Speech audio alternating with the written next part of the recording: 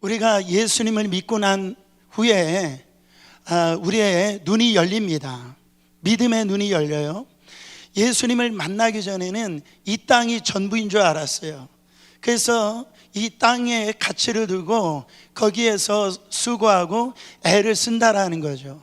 그러나 예수가 우리 마음 가운데 임하면 이 땅이 전부가 아니고 하늘이 전부라는 것을 깨닫게 되어집니다. 이 땅이 진짜가 아니라 저 하나님의 나라가 진짜라는 걸 깨달아져요. 그래서 여러분, 우리의 이 눈이 열리게 되어진다라는 것. 세상 사람들은요, 오늘 믿는 자들을 이해를 하질 못해요. 왜? 믿음의 사람들은 봤으니까 그게 이해가 되어지는데, 세상 사람들은 보지 못했으니까 이해를 하지 못한다라는 거예요. 예를 들어서 이 믿음의 사람들이 지금 이 시간에 예배 드리고 있는 것을 세상 사람들이 이해를 못합니다. 피곤한데 집에서 좀 쉬지, 여행이나 가지, 왜 이렇게 낮에 이 더위에 예배를 드리고 있을까 이해를 못한단 말이에요. 그러나 믿음의 눈이 열린 사람들은 예수 안에 기쁨이 있기 때문에, 예수 안에 평강이 있기 때문에, 예수 안에 능력이 있고 예수 안에 치유가 있기 때문에, 여러분, 세상은 이해를 못하지만 믿음의 눈이 열린 사람들은 그것이 깨달아진다라는 거죠. 오늘 한 인물이 나옵니다. 예수 그리스도를 그가 너무 좋아서 이 감정적으로 환호성을 지르면서 지금 기뻐하면서 어쩔 줄 모르는 한 사람이 나옵니다. 그 사람이 왜 환호성을 지르느냐, 왜 기뻐하느냐? 그리스도를 아는 지식이 세상의 어떤 것보다 가장 고상하기 때문에 그가 지금 기쁘고 환호성을 지르고 있다라는 거죠. 그 인물이 사도 바울입니다.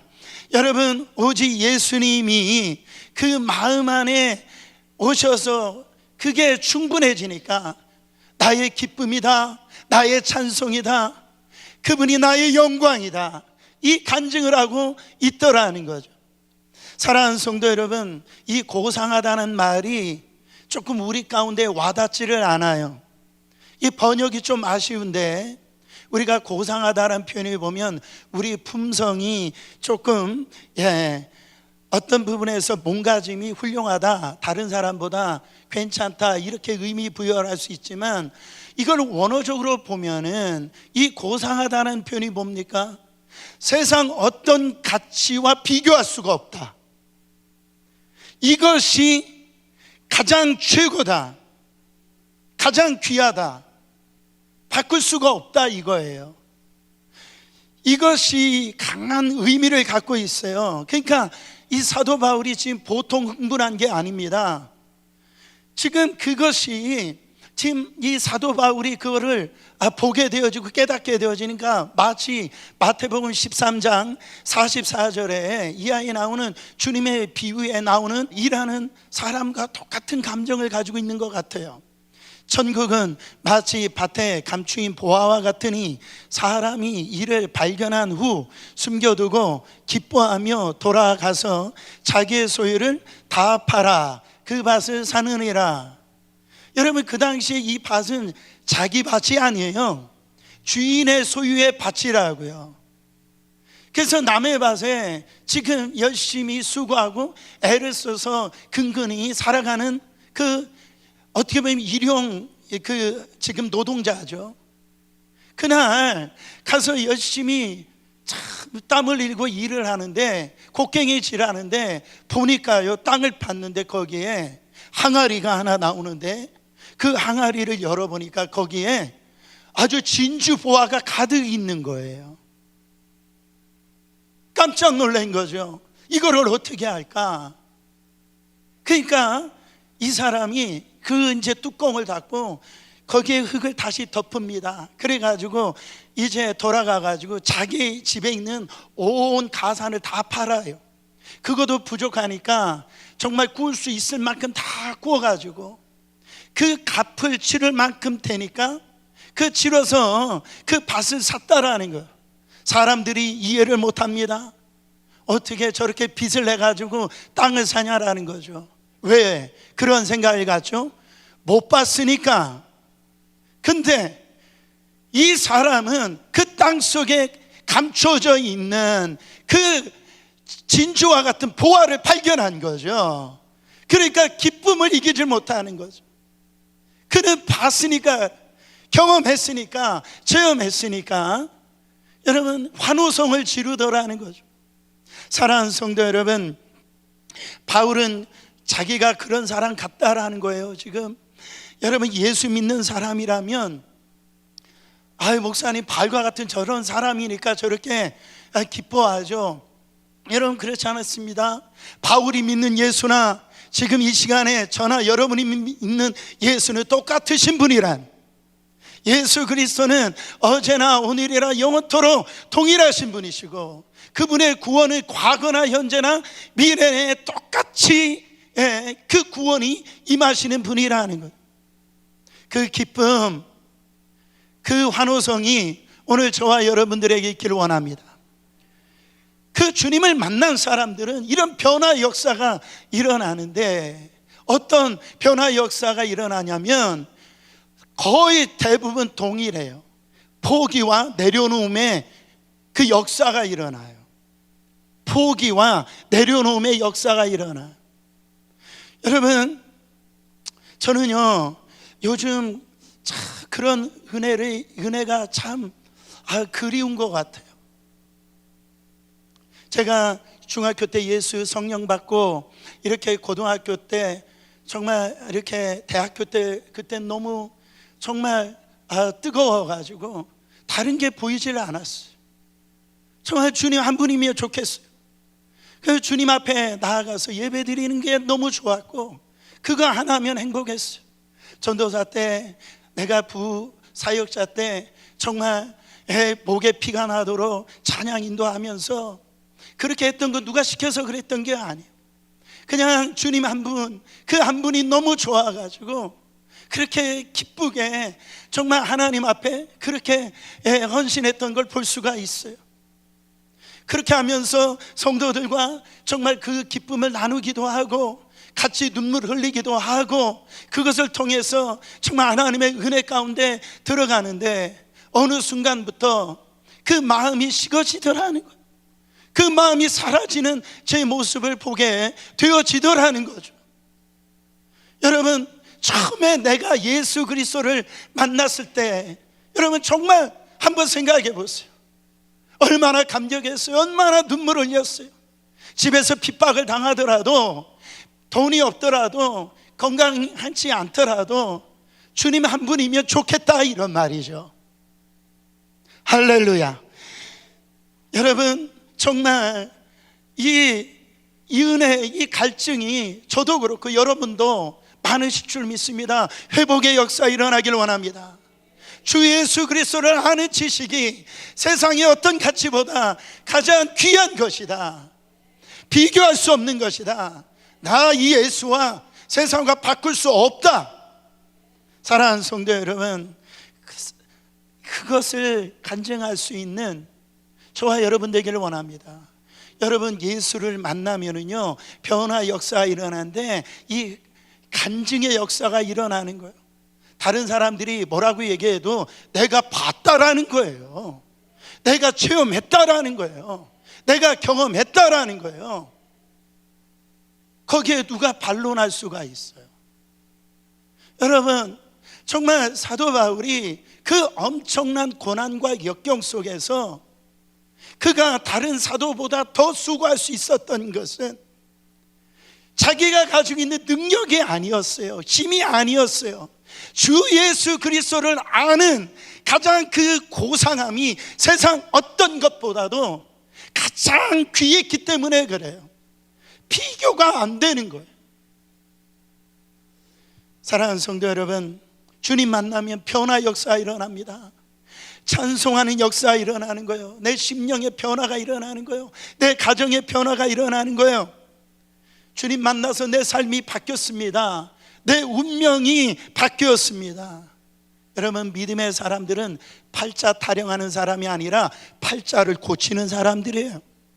예수 만나면은요, 팔자가 고쳐지는 거예요. 내 마음의 심령에 어떤 상처와 어떤 아픔이 있다 하더라도 예수 안에서 치유가 되어지는 거예요. 회복이 되어지는 거예요. 그래서 하나님 앞에 받은 이 은혜를 견딜 수 없어서 지금 사도 바울이 환호성을 지르는 것처럼 그 고백을 하게 되더라는 거죠.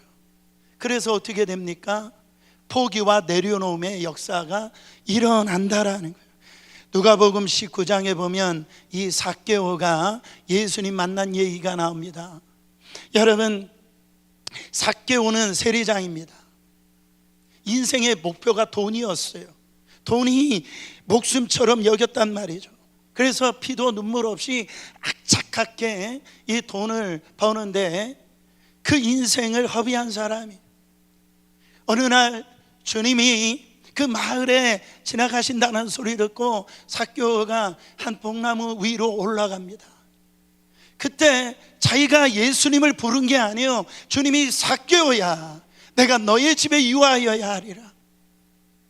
주님을 그가 경험을 합니다.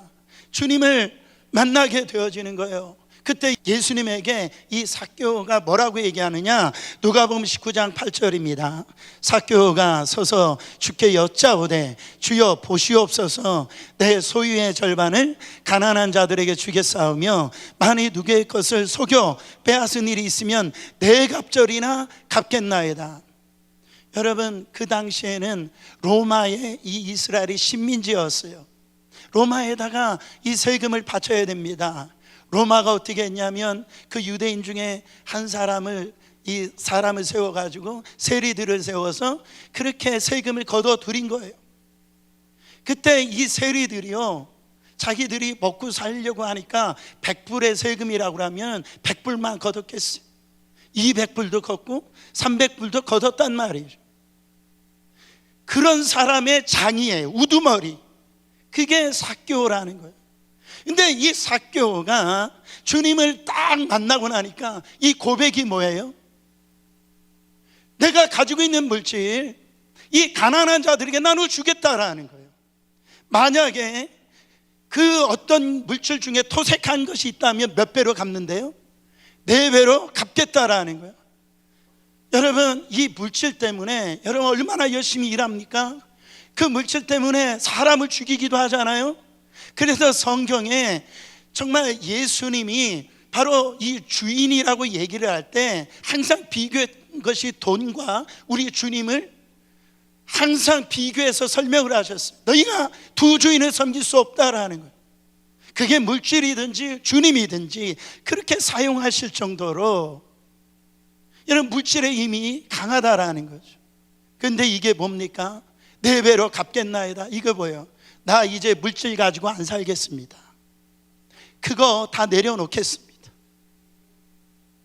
주님을 만나고 나니까 그 물질 내려놔라, 그래서 내려놓은 게 아니고 그 세상에 비교할 수 없는 그 주님을 만나니까요, 그 물질이 포기가 되더라는 거예요.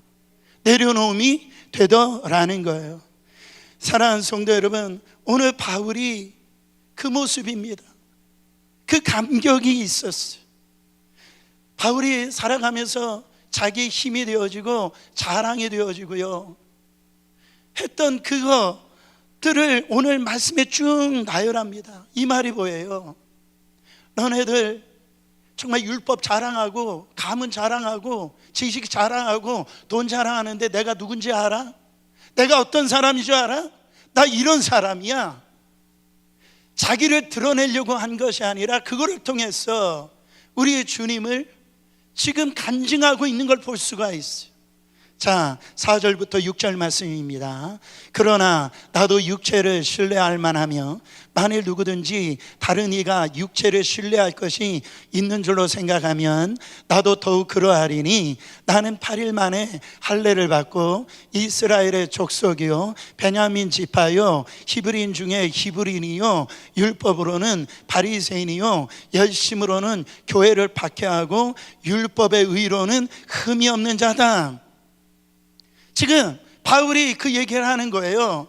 너 지금 너희들 학벌, 재능, 물질, 지위, 능력 가지고 지금 자랑하냐? 이 내 거 한번 까볼까? 이런 말이에요. 그러면서 그 육신적인 조건으로 이렇게 따져보면은 너희들 나하고 미치지 못한다라는 거예요. 그래서 하나하나 그걸 구체적으로 얘기를 합니다. 자기는 지금 8일 만에 할례를 받았다라는 거예요. 나는 이스라엘의 족속이라. 이건 이 혈통적인 그 축복을 얘기를 합니다. 그러니까 유대인들은 8일 만에 그 혈통적인 축복은 내가 노력한다 해서 주어지는 게 아니잖아요. 태어나 보니까 그렇게 유대인이라는 거예요. 8일 만에 할례를 받았다라는 거예요. 그래서 나는 태어났을 때부터 바로 너희들이 나중에 개종돼서 할례 받은 거 그런 게 아니라 나는 태어날 때부터 바로 정통 유대인, 이게 바울의 자랑이에요. 그리고 나는 베냐민 지파라고 얘기합니다.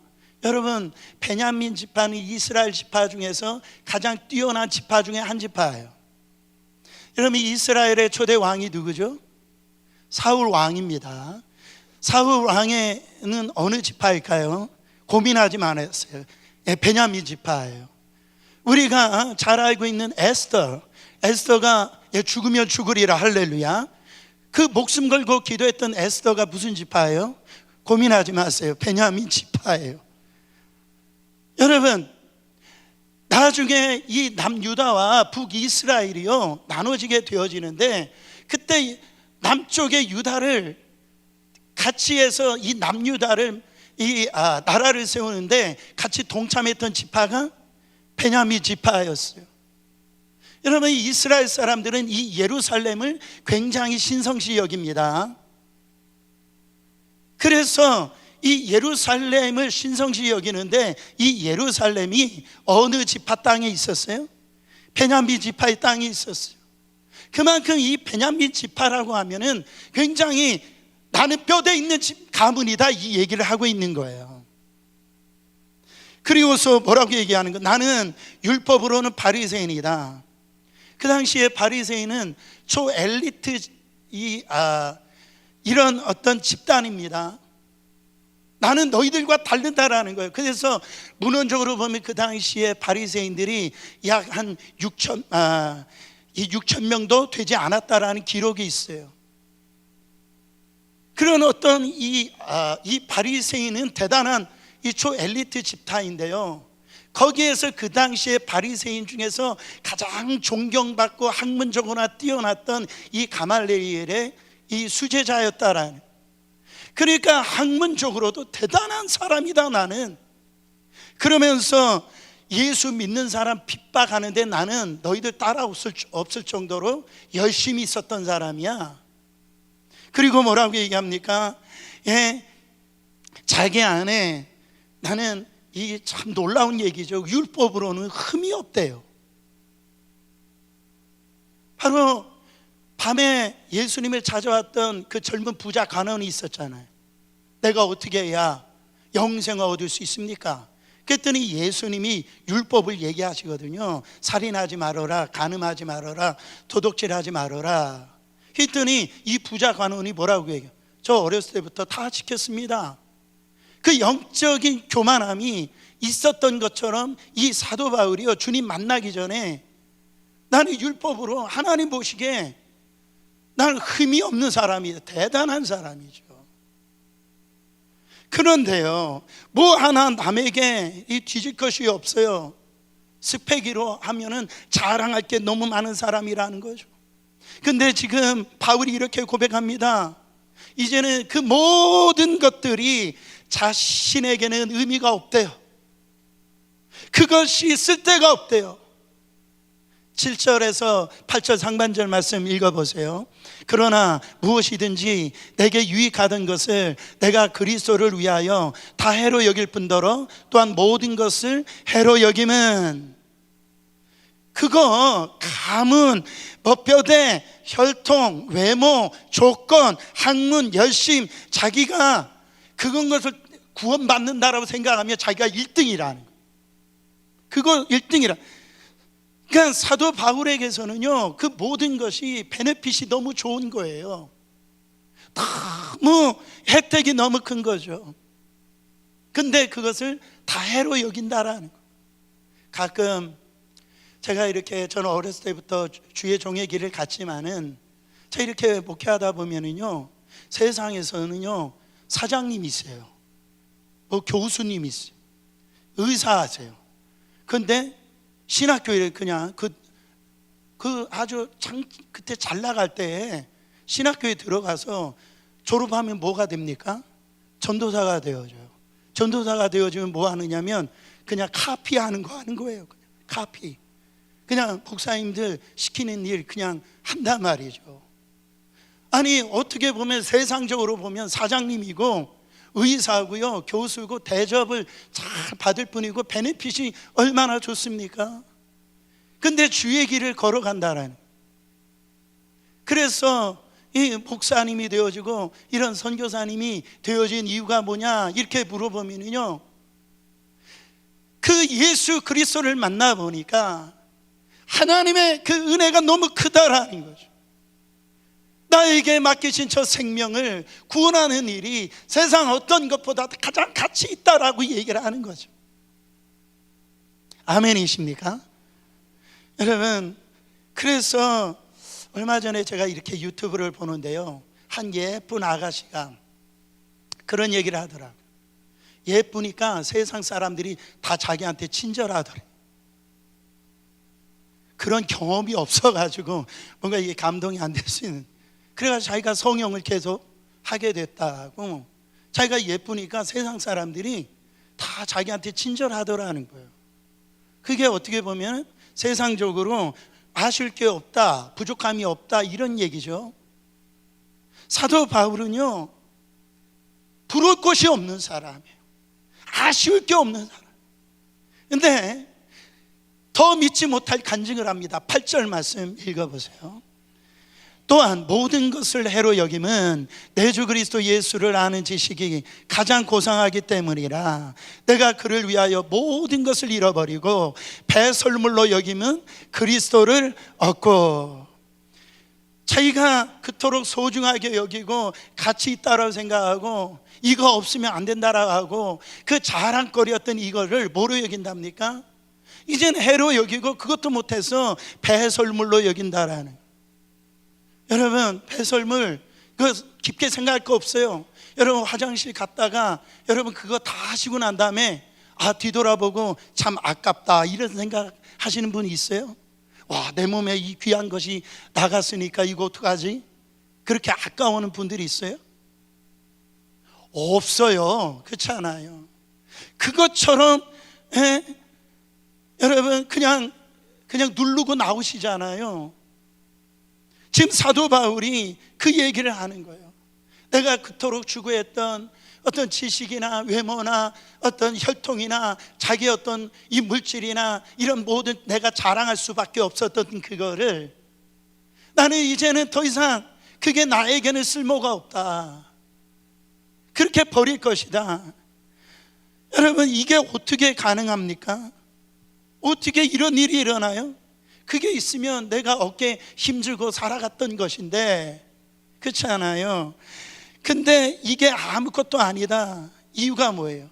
내 주 그리스도, 그 예수라는 그 지식이 가장 고상하기 때문이다. 나중에 이 지식이 뭡니까? 복음이에요. 십자가 복음을 얘기를 하는 거예요. 유대인들은 율법으로 구원을 얻는 줄 알았어요. 혈통으로 구원을 얻는 줄 알았어요. 그래서 이방인들을 개처럼 여겼어요. 근데 사도 바울도 그런 줄 알았어요. 이 스펙 가지고 자기도 율법을 잘 지키면 구원받을 수 있는 그 1등이 자기다, 그렇게 생각을 했다는 말이에요.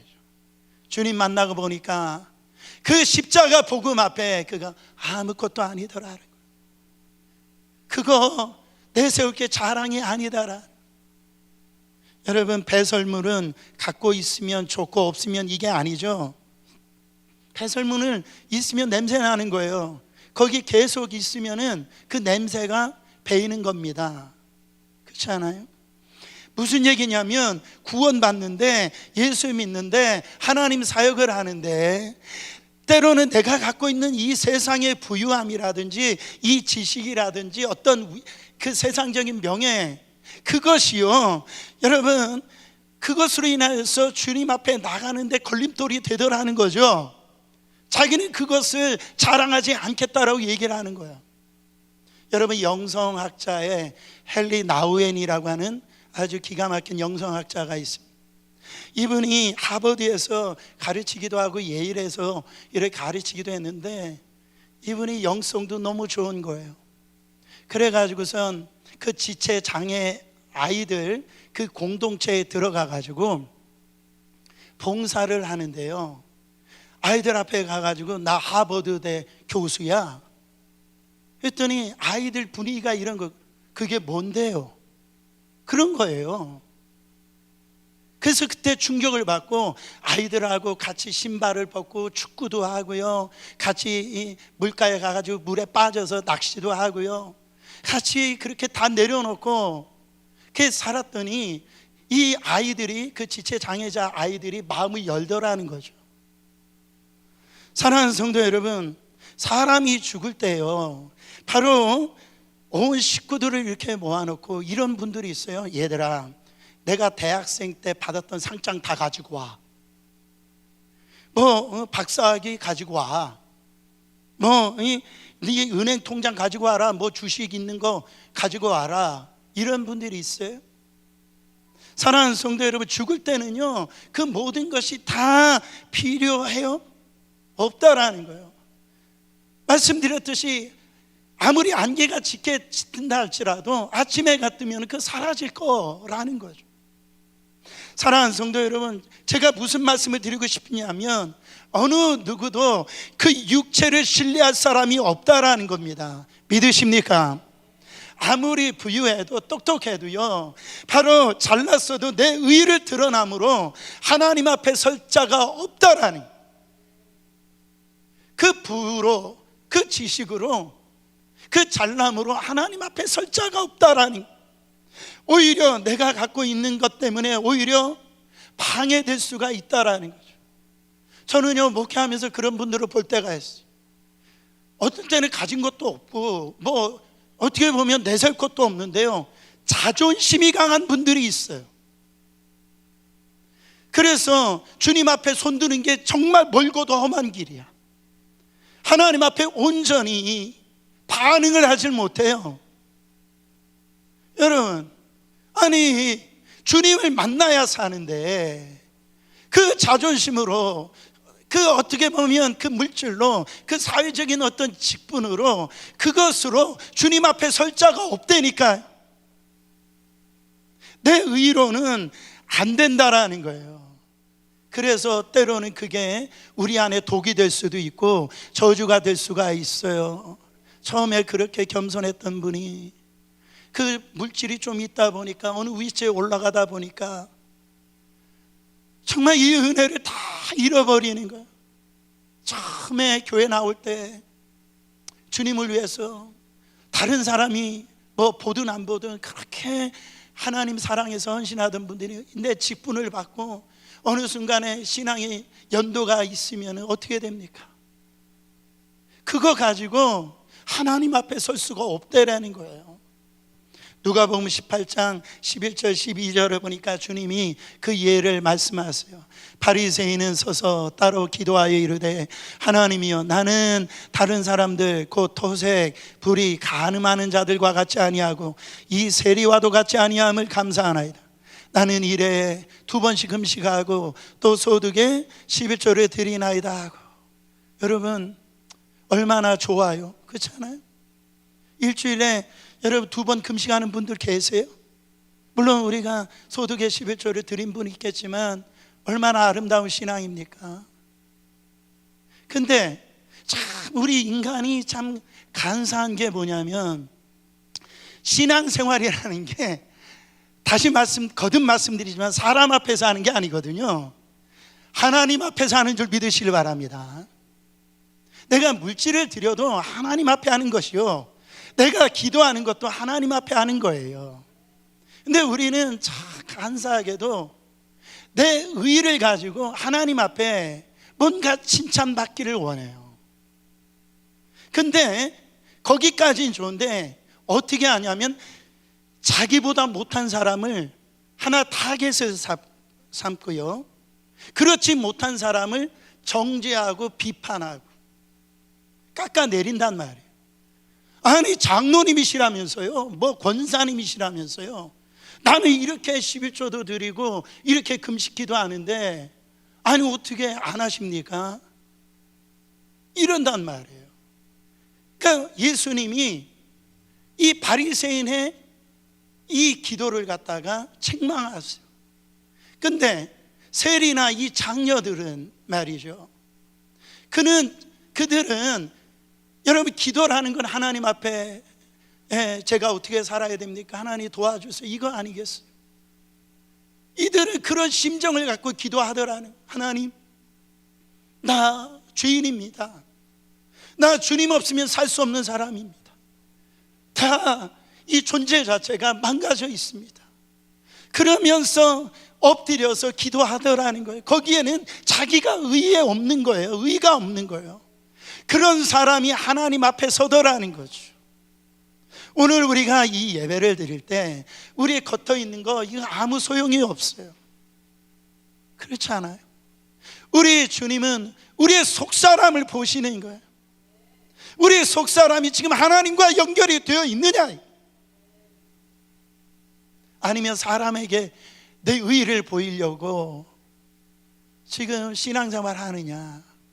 사랑하는 성도 여러분, 하나님 앞에 설 때 여러분 그때 우리의 영혼을 한번 생각해 보세요. 물에 빠지면은 뭐가 필요합니까? 튜브나 수용할 수 있는 실력이 필요하잖아요, 그렇죠? 거기에 물에 빠졌을 때 뭐 돈이 좀 있다든가 뭐 지식이 있다든가 외모가 뛰어나다고 안 빠져요? 빠진단 말이죠. 똑같아요. 여러분 물에 빠졌을 때 수용하는 그 기술이 최고라는 거죠. 마찬가지입니다. 영혼이 이 하나님 문 앞에 그 문턱에 딱 다다랐을 때에 사랑하는 성도 여러분, 우리에게 필요한 게 뭡니까? 예수 그리스도의 보혈이에요. 예수 그리스도의 의예요. 우리의 의가 아니에요. 여러분 그 예수님께서 그 십자가에서요 바로 그 흘려주신 그 보혈로 말미암아 이 우리 가운데 씌워주신 어린 양의 이 옷이, 그 예수의 이름이 그게 필요하다라는 거죠.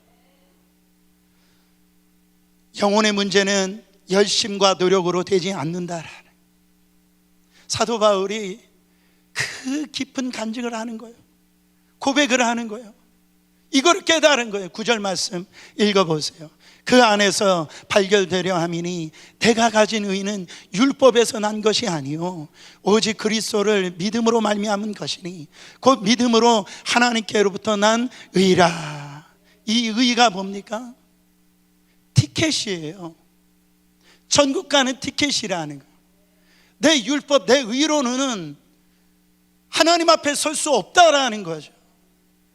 그러나 예수 그리스도가 나를 위해서 십자가에서 죽으신, 피 흘리신 그것을 믿음으로 바로 값없이 나에게 주신 그 선물, 그 은혜, 그게 없으면은 우리가 하나님 앞에 설 수가 없다라는 겁니다. 사랑하는 성도 여러분, 우리 안에 정말 우리 힘으로 어떻게 이 세상 살아갈 수 있습니까? 여러분 우리 앞을 누가 장담할 수 있어요? 우리는 그 교만할 게 없지요. 그래서 늘 하나님 앞에 나와서 하나님, 우리 가정 하나님께 맡깁니다. 내 비즈니스 하나님께 맡겨요. 내 힘으로, 내 능력으로, 내 의로는 도무지 감당할 수 없습니다. 저는 어제 말씀을 이렇게 준비하면서 정말 이 고백이 나오더라고요. 하나님, 교회 목회에 정말 내 노력으로, 내 의로 안 됩니다. 주님의 보혈이에요. 주님의 의입니다. 주님이 하셔야 돼요. 캐나다의 임상 심리학자였던 조던 피터슨이라고 하는 아주 유명한 사람이 있어요. 이분은요, 세상에서 자기가 가장 똑똑하다고 그러고 아주 말을 잘하는 사람으로 평가받는 분이에요. 한국에 과거에 지금도 소천하셨지만 이어령 박사님이라든지 C.S. 루이스랑 뭐 이런 사람처럼, 예, 그런 분인데 기독교에 대해서 뭐 부정적인 사람이 아니었어요. 호의적인 사람인데, 이 사람이 뭐가 걸리냐면은 신이 있느냐, 진짜 이 부활이 역사적인 사건이냐, 이게 안 믿어지는 거예요. 여러분, 그것만 빼면 기독교가 참 좋잖아요. 도덕적이고 좋은 말이고 다 좋은데 이게 안 믿어지는 거예요. 근데 어느 날 이분에게 갑자기 아내가 신장암 말기 판정을 받게 돼요. 자기도 극도의 어떤 불안감에 이게 항불안제, 불안제 그 약을 먹게 돼 이게 중독이 돼 가지고요, 그 약물 치료 부작용이 나 가지고 심한 코마 상태로 들어가고 막 심각한 폐렴을 앓는데 1년 가까이 병원에서 입원하게 되어져.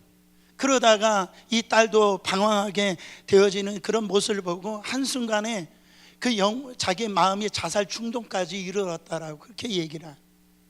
여러 가지 풍랑 가운데 일어나는데 그 말 잘하던 사람이, 그 똑똑하던 사람이, 이분도 하버드 교수였거든요. 거기 있다가 이 캐나다 토론토 대학 가가지고선 명강사로 막 이렇게 이름 날리던 그런 사람이었는데, 이 삶의 어려운 문제 앞에, 죽음의 문제 앞에 막 딱 다다르니까 당황하게 된 거예요. 여러분, 이게 좋은 병원 만난다라고, 뛰어난 의사 만난다라고 해결받을 수 있는 문제입니까? 그렇지 않아요.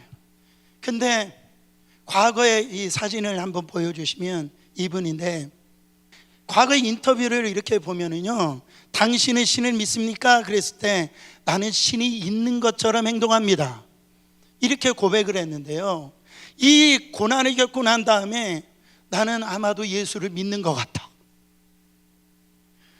말이 바꾸기 시작했어요. 그러면서 아주 귀한 말을 하는데, 나는 내가 이런 믿음을 가질 수 있다는 게 너무나 신기하다, 하지만 이해는 안 간다. 여러분, 복음이 이해가 가세요? 여러분, 어떻게 하나님 죄 없으신 그분이 어떻게 이 죄 많고 한 번 죽어도 정말 말할 수 없을 만큼 더러운 우리 죄를 위하여서 죄 없은 그분이 처참하게 십자가에서 죽으심으로 말미암아 어떻게 우리를 살리시기 위해서 죽으실 수가 있냐라니, 이게 이해가 안 되잖아요. 근데 이 피터슨 이 교수님이 자기는 이해가 안 되는데 감동이 온다라는 거예요. 믿어지기 시작한다라는 거죠. 여러분, 이 교수님만 그렇습니까? 그래서 왜 하나님이 나를 사랑하는지 이해가 안 되는 거예요. 그러나 이게 믿어지는 거예요. 세상 사람들은 안 믿어지는데 우리는 이것이 믿어지는 역사 일어나는 거예요.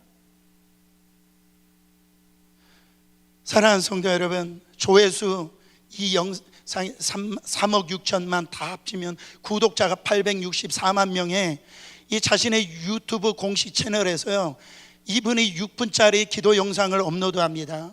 여러분 가보시면 이 유튜브에 떠 있어요.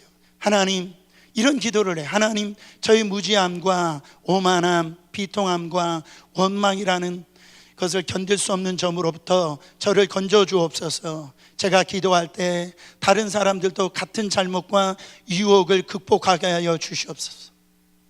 그렇게 콧대 높았던 이 사람이 그 고난의 그 과정을 겪고 난 다음에 그 주님을 만나니까요, 삶이 완전히 바뀌어지더라는 거죠. 사도 바울이 그래서 갈라디아서 6장 14절에 바울이 이렇게 고백합니다. 그러나 내게는 우리 주 예수 그리스도의 십자가 외에 결코 자랑할 것이 없으니 그리스도로 말미암아 세상이 나를 대하여 십자가에 못 박히고 내가 또한 세상을 대하여 그러하니라. 제가 말씀을 마치면서, 여러분, 우리 흔히 부자인 사람 보고 얘기하잖아요. 와, 어휴, 저 사람 잘 사네. 여러분 부자가 잘 살아요? 그렇지 않아요. 그 사람 부자예요. 여러분 가난해도 잘 살 수 있어요. 몸이 아파도 잘 살 수 있어요. 그리스도인들은 잘 살아야 됩니다. 옆 사람에게 그렇게 해보세요. 잘 삽시다. 잘 삽시다. 예수 믿는 사람은요, 이 모습을 세상 사람들에게 보여줘야 돼요. 왜? 세상 사람들이 이거를 못 봤다니까요. 우리 본 사람들이 이 그 예수가 세상에서 바꿀 수 없는 최고의 가치다, 이거를 보여줘요. 저는요, 세상에서 가장 잘한 일이 예수 만난 일이에요. 그게 가장 큰 복이에요. 여러분 잘한 일 많으실 거예요. 옆에 있는 남편 만난 거 잘한 일인 줄 믿습니다. 아내 만난 거 잘한 줄 믿습니다. 제가 간절히 바라기는 이 교회 만난 걸 잘한 일인 줄 믿습니다. 저도 돌아보니까 그 시골에 그곳에 교회가 있어서 제가 주님 만나게 된 거 너무너무 감사한 거예요. 여러분 뭘 자랑하고 싶으세요? 내가 만난 예수 그리스도, 이분을 여러분 간증하시면서 이제 세상 자랑 다 내려놓고 우리 구속한 주만 보이는 여러분의 삶이 되시기를 축원합니다.